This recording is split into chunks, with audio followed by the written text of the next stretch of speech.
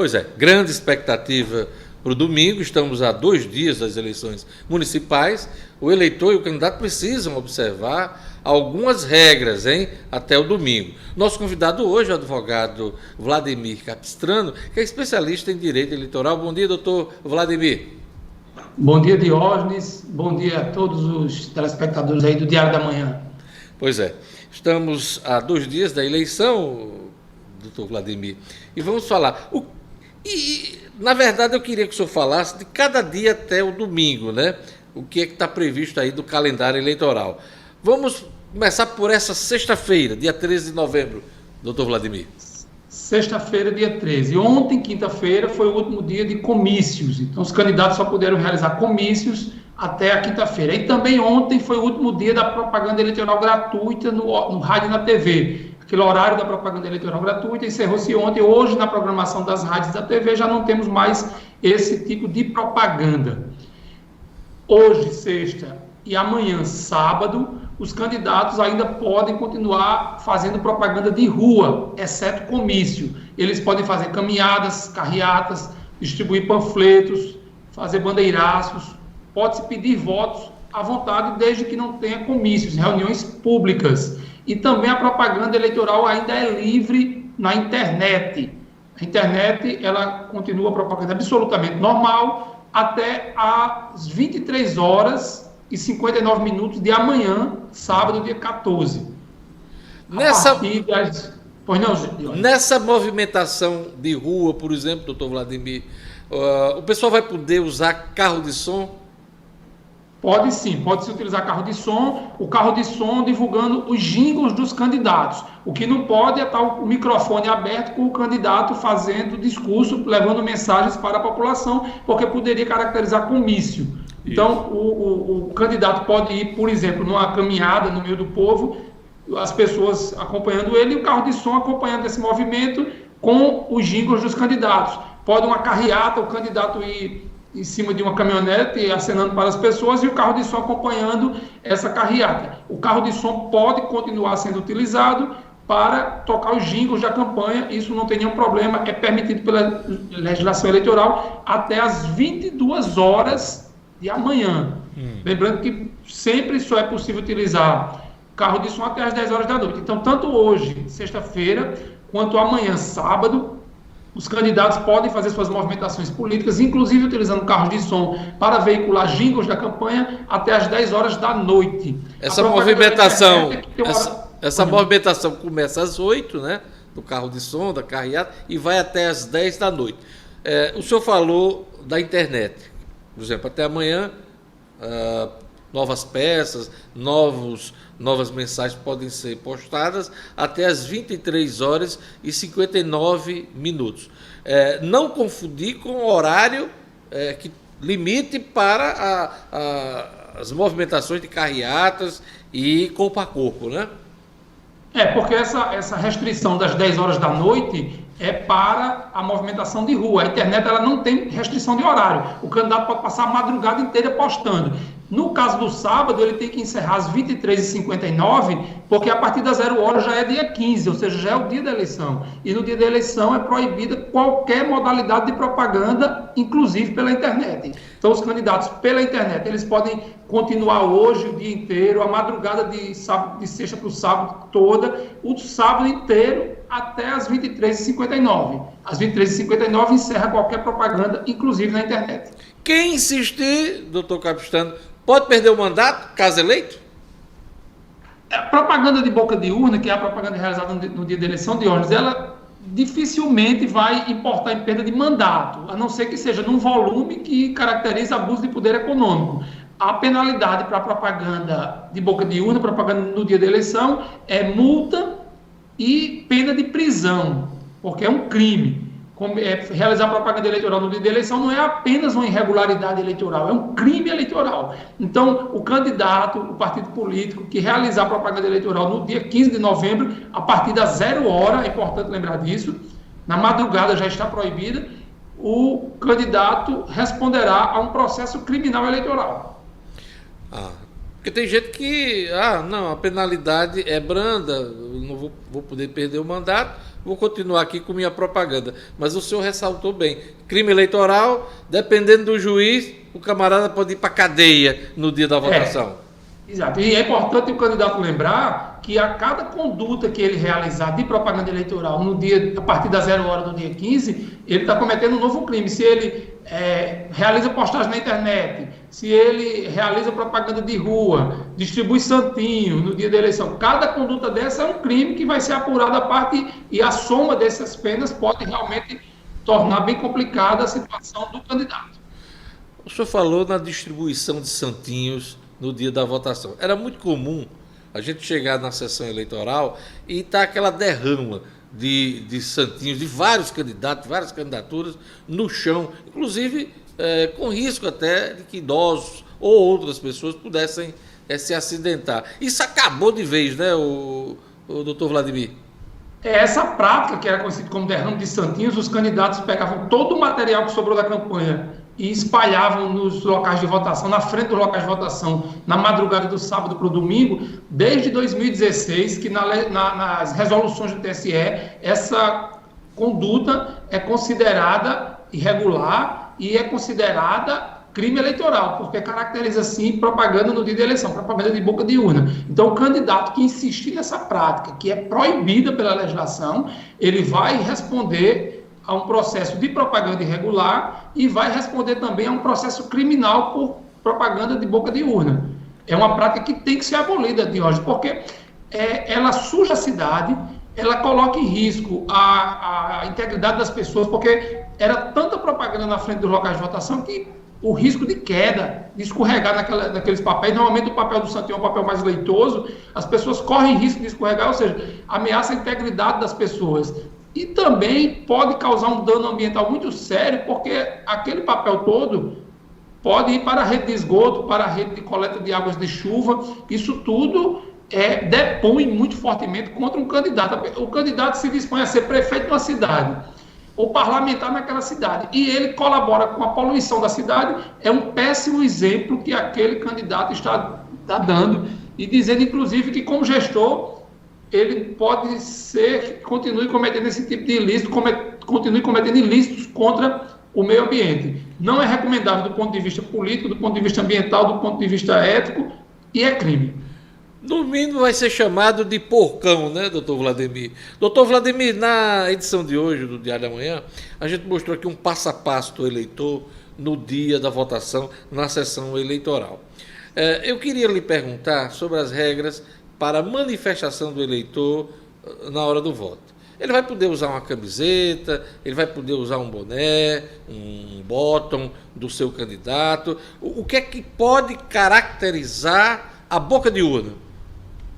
O eleitor, Diógenes, ele é livre para expressar a sua vontade eleitoral no dia da eleição, expressar publicamente, desde que seja de maneira individual e silenciosa. Então, o eleitor que sai de casa vestindo uma camisa com a identificação do seu candidato, ou um bottom colado na sua roupa, a cor do seu candidato, o seu carro, o seu veículo, com os adesivos do seu candidato, e até mesmo portando uma bandeira, ele não estará cometendo crime eleitoral, não estará cometendo propaganda de boca de urna, desde que ele faça isso silenciosamente e individualmente.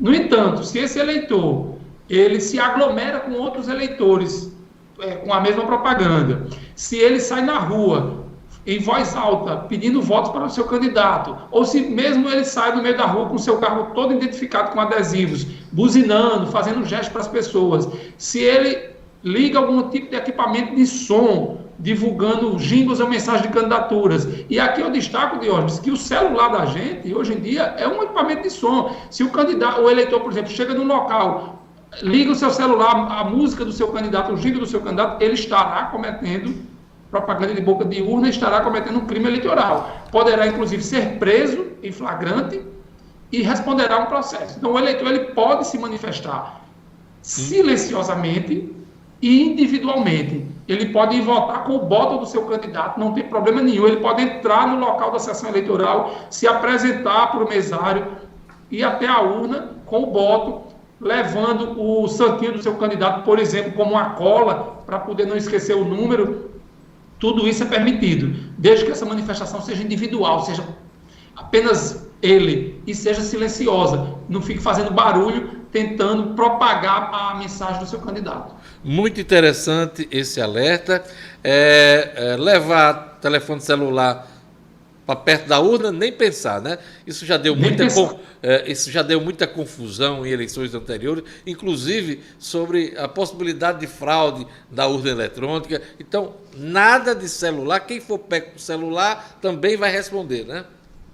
Inclusive, a orientação que os mesários recebem é que, se identificar que o eleitor está com o celular, que peça ao eleitor para deixar o celular na mesa dos mesários, enquanto ele vai até a cabine e vota. Inclusive, a gente hoje em dia tem a possibilidade de se identificar perante a mesa eleitoral com o aplicativo e-título. Eu, por exemplo, não vou levar o meu título de eleitor de papel, até porque eu nem tenho mais esse documento. Eu vou chegar na sessão eleitoral e vou apresentar aos mesários o meu celular com o meu e-título. Eles vão identificar que sou eu e vão me liberar para votação. E eu vou ter que deixar este aparelho de celular na mesa lá, para que o mesário veja que eu não estou levando para a urna. Esse aqui é o procedimento. Se o eleitor não puder não levar o celular para a sessão eleitoral, melhor ainda. Mas se ele quiser levar, por exemplo, porque a sua identificação está no celular, ele tem que deixar o celular perante os mesários antes de se dirigir à cabine de votação. Isso por quê, Diógenes? Primeiro, é preciso resguardar o sigilo do voto. E com o celular na cabine de votação, o eleitor poderia, por exemplo, fotografar o seu voto para provar para alguém que ele votou num determinado candidato. Então, a primeira objetivo é esse, é resguardar o sigilo do voto. E o segundo, ainda que a urna seja um equipamento offline, monousuário, mas a inovação tecnológica para o mal sempre é possível, sempre existe. Então, a Justiça Eleitoral impede que o eleitor se aproxime da urna eletrônica com o celular. O eleitor que tentar fazer isso, seja para fazer uma foto do seu voto, ou seja mesmo para tentar burlar, ele vai ser advertido pelo presidente da sessão eleitoral, e se ele insistir na conduta, ele pode inclusive ser preso. Transporte de eleitor, nem pensar, né, doutor Vladimir? Transporte de eleitor, Diógenes, é o crime da maior pena do Código Eleitoral. É impressionante isso, mas é verdade. De todos os crimes que o Código Eleitoral cataloga, são muitos crimes, o da pena mais severa é o transporte de eleitor. O que é transporte de eleitor? Transporte de eleitor, eu levar meu pai para ir votar, isso não é proibido, isso é permitido. Claro. Agora, o candidato que coloca à disposição do eleitor em geral, meios de se deslocar de um bairro para o outro, de uma cidade para outra, para poder votar, este candidato estará cometendo crime eleitoral. E, por exemplo, o motorista do carro também estará sujeito às penalidades. E há uma fiscalização muito intensa sobre essa prática criminosa do crime de transporte de eleitores. No tempo em que fui juiz do TRE, eu deparei com vários processos que apuravam essa conduta e muitas condenações. Por quê? Porque, infelizmente, ainda tem candidatos que insistem nessa prática de mandar buscar o eleitor noutra cidade, o eleitor de uma cidade que vota noutra, mandar buscar o eleitor ou fornecer passagens para os eleitores irem na sua cidade votar. Isso é considerado crime eleitoral, pena severíssima, e quem insistir nessa prática e for flagrado vai ter muitos problemas com a Justiça Eleitoral, com o Ministério Público Eleitoral. É importante destacar, Diógenes, que a Polícia Militar, a Polícia Estadual de Trânsito, a Polícia Rodoviária Federal, desde hoje já inicia uma fiscalização, inclusive nas estradas, para tentar flagrar o cometimento desse tipo de crime. E quem for flagrado vai ser preso, o carro vai ser apreendido e vai responder criminalmente. Além do transporte de eleitor, que é proibido para qualquer candidato, a gente está acompanhando aí pelo menos 2 operações hoje no Rio Grande do Norte, uma em Santana do Matos e outra em Caiçara do Norte, para apurar abuso do poder econômico e compra de votos. Eu lhe pergunto, além do transporte que é vedado, o transporte do eleitor, o que mais pode caracterizar a compra de votos, doutor Vladimir? O candidato oferecer ou entregar qualquer benesse, qualquer coisa que possa significar vantagem para o eleitor, isso caracteriza compra de voto. Então, o candidato que aproveita essa sexta e sábado, o candidato e sua assessoria, não só o candidato, para sair naqueles bairros que as pessoas mais necessitadas financeiramente moram, oferecendo dinheiro, oferecendo pagar a conta de energia que está atrasada, oferecendo material de construção. Infelizmente, essa prática ainda existe. Os candidatos que forem flagrados nessa conduta, eles responderão pelo processo, tanto o processo de natureza civil, que pode implicar na perda do mandato, uma representação eleitoral, e poderão responder pelo crime de corrupção eleitoral, porque comprar voto é corrupção. A gente, às vezes, usando esse termo, compra de voto, a gente tempera essa conduta, mas ela é um crime de corrupção eleitoral. Por quê? Porque está fraudando a vontade do eleitor. O eleitor está votando em determinado candidato não porque ele acha que ele é o melhor ou o pior, mas porque ele recebeu alguma benesse em troca. Isso é corrupção, e quem for flagrado nessa conduta responde civilmente, pode perder o mandato por isso, e responde criminalmente, pode ser preso e ter direitos políticos, perder direitos políticos, aquelas consequências todas de um processo criminal. Então, qualquer tipo de benesse que seja oferecido ao eleitor, não só dinheiro, mas um material que entrega ao eleitor, qualquer tipo de benesse, qualquer produto que caracterize vantagem para o eleitor, isso sendo entregue em troca do voto ou da promessa do voto, caracteriza compra de voto, caracteriza corrupção eleitoral. E esse candidato flagrado será punido. E é importante, Diógenes, dizer que o Tribunal Superior Eleitoral, que tinha um entendimento muito restritivo sobre que tipo de prova poderia ser aceita para a demonstração da ocorrência desse tipo de ilícito, ele ampliou a sua jurisprudência para permitir que, por exemplo, uma gravação num equipamento de celular realizada por uma pessoa, mesmo que as outras pessoas que participam daquela conversa não saibam que aquela conversa está sendo gravada, essa gravação é hoje em dia tida como lícita e pode implicar numa prova para comprovar a compra de voto, comprovar a corrupção eleitoral. Ou seja, o Ministério Público, a partir de agora, tem um meio de prova muito mais eficaz que essa gravação, que pode ser realizada por qualquer pessoa, independente de autorização judicial. Como ex-juiz e integrante desse sistema eleitoral, como advogado, especialista em direito eleitoral, eu lhe pergunto,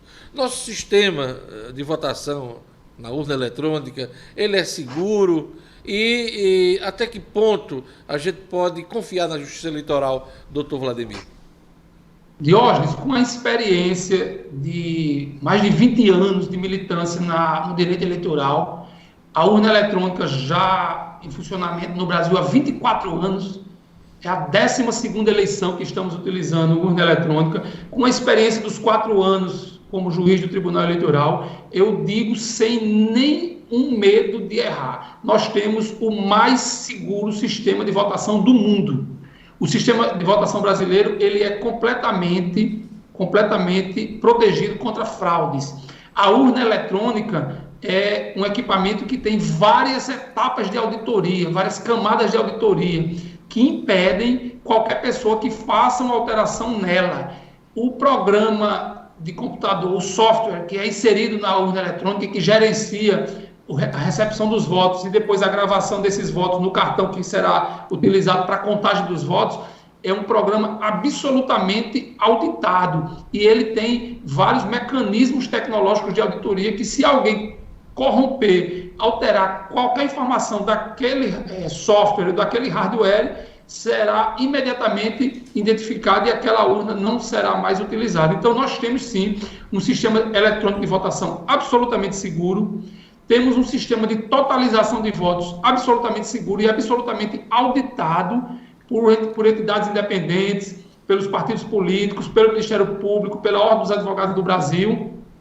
E temos um sistema de transmissão, isso é importante dizer agora, porque depois dessa invasão do servidor do STJ, ficou todo mundo com medo do que possa acontecer. A Justiça Eleitoral utiliza uns sistemas de transmissão de informações para captar os votos no Brasil inteiro, logo após a finalização da eleição, que é absolutamente fechado, absolutamente seguro e que impede qualquer tipo de acesso externo não autorizado. Para você ter uma ideia, Diógenes, no dia da eleição, no dia 15 de novembro, nem mesmo os juízes eleitorais acessam os sistemas da Justiça Eleitoral. A Justiça Eleitoral cria um sistema paralelo para os seus integrantes e seus juízes utilizarem, e os sistemas de tecnologia que estão envolvidos no processo de recepção e totalização de votos, ele fica absolutamente fechado, somente computadores específicos que têm a sua placa identificada no servidor central do TSE é que podem acessar aquele sistema, justamente para impedir a invasão por hackers. Oxalá que tudo funcione bem. O Tribunal Regional Eleitoral prometeu o resultado das eleições entre 9 e 10 da noite, 9 na maioria dos municípios, e até 10 da noite pretende ter a totalização em todo o Rio Grande do Norte. Eu queria agradecer... Jorge, só um detalhe. Você está falando aí de 10 horas da noite. A votação termina às 5 da tarde. Às 5 horas depois de terminar a votação, nós teremos apuradas as urnas em todo o Brasil. Todo o Brasil. Os Estados Unidos não conseguiram ainda terminar a apuração deles. Mas aqui no Rio Grande do Norte, a previsão é às 9, na maioria dos municípios, 21 horas, e, claro, fechando tudo em torno das 10 horas. Essa é a expectativa, né, doutor Vladimir? É a expectativa e ela tem se realizado a cada eleição. Acontece, às vezes, que em um município específico, uma urna que precisou mudar de eletrônico para manual, ou uma urna que não conseguiu transmitir os dados, mas, às vezes, quando a gente olha de 10 da noite... é 0,5%, 0,1% que está faltando totalizar. O nosso sistema é muito seguro, muito tranquilo e ele garante que o voto que o eleitor digitou na urna vai ser totalizado pelo TSE. Eu queria agradecer a participação no nosso programa do advogado Vladimir Capistrano, que é especialista em direito eleitoral, e desejar a ele um bom voto. Tá bom, Diógenes. Muito obrigado pela oportunidade de participar mais uma vez do seu programa e estou sempre à disposição. E espero que todos os eleitores brasileiros que puderem compareçam domingo, porque estarão contribuindo enormemente com o processo democrático brasileiro. E quem não votar, alguém vota por ele, né? Obrigado, doutor Vladimir. Obrigado, Diógenes.